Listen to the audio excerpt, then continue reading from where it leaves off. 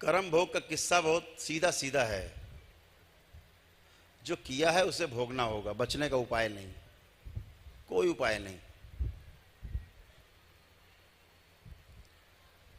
कर्म भोग अपने से ही कांटे कटते हैं।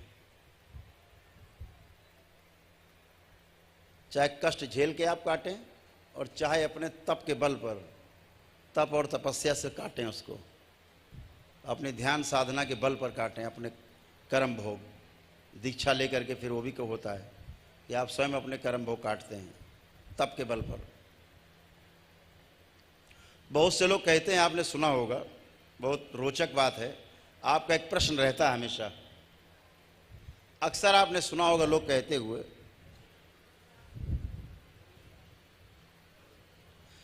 कि हम तो बहुत पूजा पाठ करते हैं, लेकिन जितना पूजा पाठ करते हैं उतना ज़्यादा कष्ट में रहते हैं। ये सुना होगा अक्सर आपने, अक्सर कहते मिल जाएंगे लोग, लेकिन उसका विज्ञान नहीं पता, इसलिए दुख होता है उनको, बल्कि उन्हें खुशी मनानी चाहिए।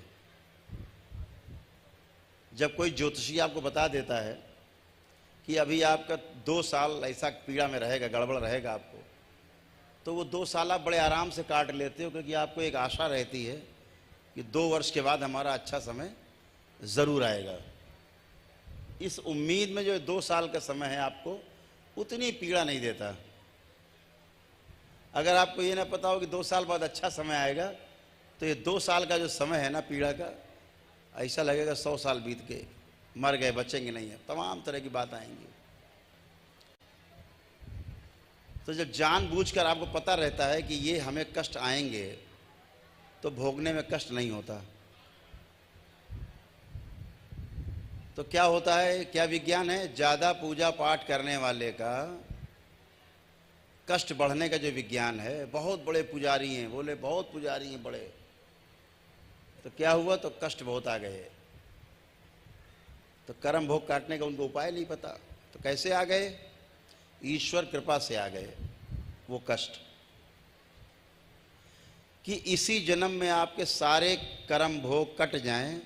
इसलिए उठा उठा के जो आपके गंभीर समस्याएं हैं वो आपके सामने पूजा पाठ के जरिए आती रहती हैं, कि आप इनको इसी जन्म में भोग करके और अपने तपोबल से आगे जा करके और तमाम साधना करके, जप तप करके और 84 लाख योनियों के बंधन से मुक्त हो जाएं। नहीं तो अगर कर्म भोग बचे रह गए तो अगले जन्म में फिर भोगने आना पड़ेगा। इसलिए विज्ञान ये है कि बहुत पूजा पाठ करने वाला व्यक्ति अक्सर बहुत कष्ट में रहता है, क्योंकि इसके कर्म भोग आगे बहुत तेज़ी से आते कटने के लिए। कट जाएंगे तो आराम में आ जाओगे आप, या अगले जन्म में आपको कष्ट नहीं मिलेंगे, या अगला जन्म होगा ही नहीं अगर आपका अच्छा रहा, कुंडलिनी की शक्ति खुली। तो दरबार बहुत से प्रयास करता है कि आपकी तमाम समस्याएं जो हैं वो आपसे दूर जाएं, हट जाएं, ख़त्म हो जाएं। जैसे दरबार ने तमाम शक्तियां खोली, कुंडलिनी की शक्ति खोली,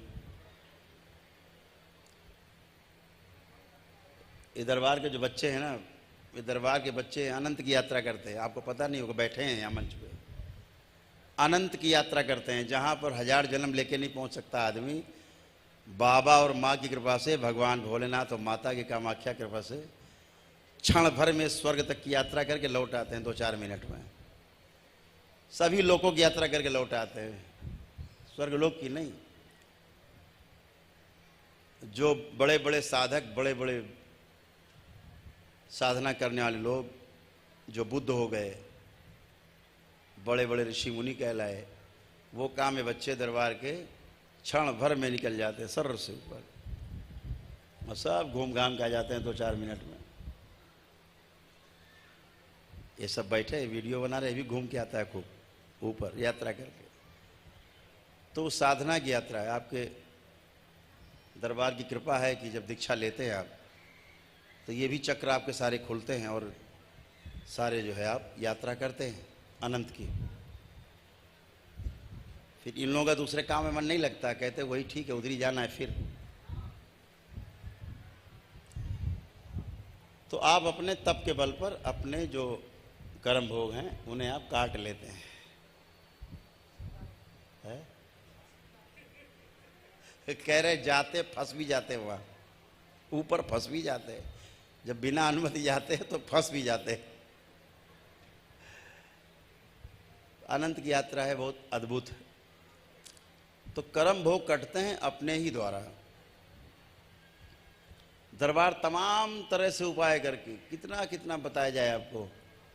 ये विषय झाड़ फूक का नहीं है, ये विषय जो है ये विज्ञान है, पूरा है कंप्लीट सूक्ष्म जगत का विज्ञान है। इस मर्त्य लोक का जो सूक्ष्म जगत है उसका विज्ञान है। तो पितृ मुक्ति पाते हैं तो आपको भी तमाम समस्याओं से राहत मिलती है। उनके रोग जाते हैं, वो जाते हैं, उनके रोग जाते हैं साथ में। पितृ क्या करते हैं, आपके सूक्ष्म शरीर से अंग बदल लेते हैं।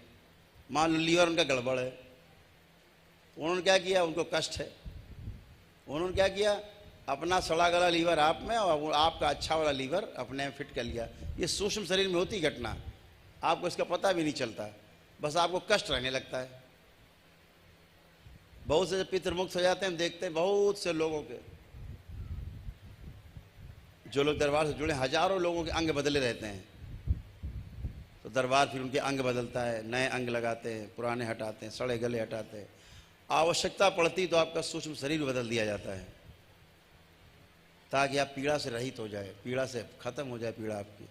आप देखते हैं ना, सर्जरी होती खड़े खड़े, कि 1 मिनट में कि डॉक्टर कह रहा घुटने बदलवाओ तो 5 लाख लगेंगे, 7 लाख, लेकिन चल फिर भी नहीं पाएंगे, चीर फाड़ डालेंगे, असली घुटना निकाल के लोहा लंगड़ा लगा देंगे।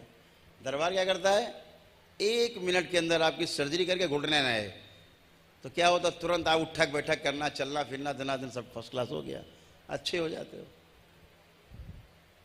आते हैं कि रीढ़ की हड्डी की सर्जरी होनी है, डॉक्टर कह रहा है, रिपोर्ट लिए है, सर्जरी होगी। दरबार क्या करता है, 10-20 सेकंड में स्पाइन की सर्जरी और आप उठक बैठक, फर्स्ट क्लास, काम खत्म, कोई कष्ट नहीं। ऐसा कैसे होता है, क्योंकि आपके जो गड़बड़ अंग हैं वो बदल दिए जाते हैं सूक्ष्म रूप से, उसका प्रभाव तुरंत आपके स्थूल में आता है। तो बताने लगेंगे तो विज्ञान है, किताब लिख जाएगी, पोथी लिख रहे हैं, पोथी तो पोथी पढ़िएगा बाद में, तो आपको तमाम विज्ञान का इसका पता रहेगा। आपको समस्याओं से छुटकारा मिलता है, अलग इशू, लेकिन ये भी जानना आवश्यक है कि हमें समस्या क्या थी और हम समस्या से छुटकारा कैसे पाए। ये विज्ञान जानना आज का जो युवा वर्ग है बहुत जानना चाहता है, ऐसा कैसे होता है, खड़े खड़े कैसे होता है। अभी आदमी रो रहा, अभी हंसने लगता है। अभी पढ़ने का मन नहीं कर रहा बच्चों का, अभी पढ़ने लगते हैं, हाँ पढ़ेंगे, खूब पढ़ेंगे। अभी याद नहीं रहता था, अभी सब कुछ याद है, भूलते नहीं परीक्षा में। अभी शराब मांस खाने की इच्छा होती तो बिल्कुल नहीं होती, कैसे होता है। खूब भूतकाल में उड़ान मारते थे, अब नहीं मार पा रहे हैं, उड़ान बंद। बच्चे मोबाइल बहुत देखते हैं, छीन ली गई वो अनावश्यक जो उनको देखने का चस्का लगा हुआ है। माता पिता परेशान कि बहुत मोबाइल देखता है गुरु जी। दरबार क्या करता है, उनके मोबाइल देखने की इच्छा जो है दरबार में जमा, मोबाइल ही नहीं देखते। तो ये सब आपके दरबार की शक्तियां हैं, इसको बहुत क्या बोला जाए। आप तो रोज़ अनुभव करते हो, हम रोज़ करते हैं, प्रतिदिन हम करते हैं। तो आज पूर्वजों की मुक्ति का दिवस है और मुक्ति की बाट जो रहे हैं, हम लोग